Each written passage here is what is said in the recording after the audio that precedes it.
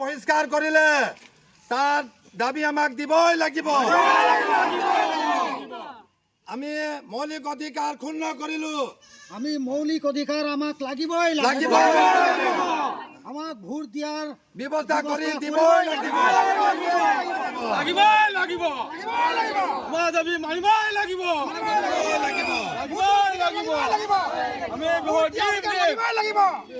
মৌলিক অধিকাৰৰ কাৰণে বঞ্চিত কোনে কৰিলে তাক বিচাৰ ল'বই লাগিব, দিয়াৰ অধিকাৰ দিবই লাগিব।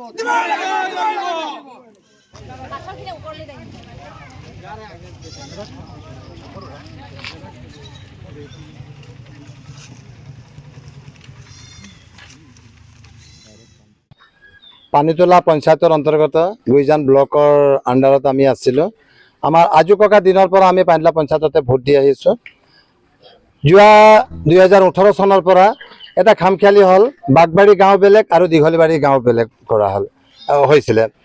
লগে লগে আমাৰ গোটেই গাঁৱৰ গঞা ৰাইজে ওলাই আহিলে, ওলাই আহি আমি উপায়ুক্ত মহোদয়ৰ কাষ চাপিলোঁ। তাৰপিছত লগে লগে আমাৰ বাগবাৰী গাঁও আৰু দীঘলীবাৰী একেলগে সন্মিলিত কৰি আকৌ ভোট দিয়াৰ অধিকাৰ দিলে। এই 2025 চনত পুনৰ যেতিয়া আমাৰ পঞ্চায়ত নিৰ্বাচন আৰম্ভ হ'ল, তেতিয়া আমাৰ বাগবাৰী গাঁও মাকুম সমষ্টিত গুচি গ'ল আৰু দীঘলীবাৰী গাঁও ক'লে জেৰাই পঞ্চায়ত ডিব্ৰুগড় জিলালৈ আমাক ৰূপান্তৰিত কৰিছে।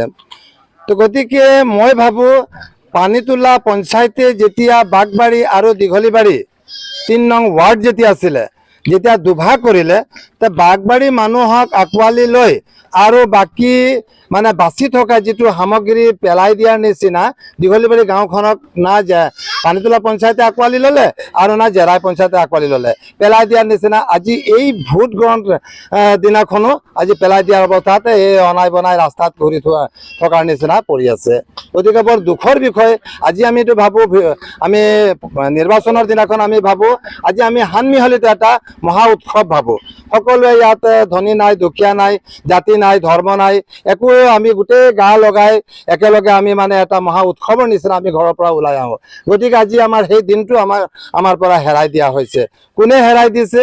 গতিকে আমি উপৰোক্ত আমাৰ বিষয়ববীয়াসকলক, আমাৰ মুৰব্বীসকলক, DC উপায়ুক্ত মহোদয়ক তথা আমাৰ মুখ্যমন্ত্ৰী মহোদয়ক মই অনুৰোধ কৰিছোঁ, এইটোৰ তদন্ত কৰি বিহিত যিসকলে আমাক এই ভোট মৌলিক অধিকাৰৰ পৰা বঞ্চিত কৰিছে তেখেতসকলৰ ওপৰত বিহিত ব্যৱস্থা গ্ৰহণ কৰিব বুলি মই অনুৰোধ কৰিছোঁ।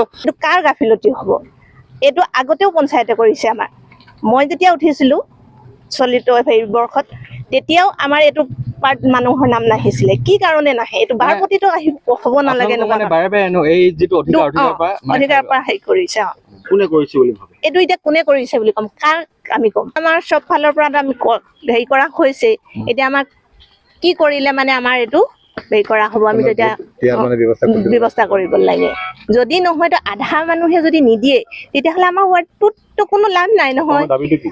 আমাৰ দাবী হৈছে যদি হৈ যায় চবকে ভোট দিব লাগিব, আমাৰ অধিকাৰটো দিব লাগে।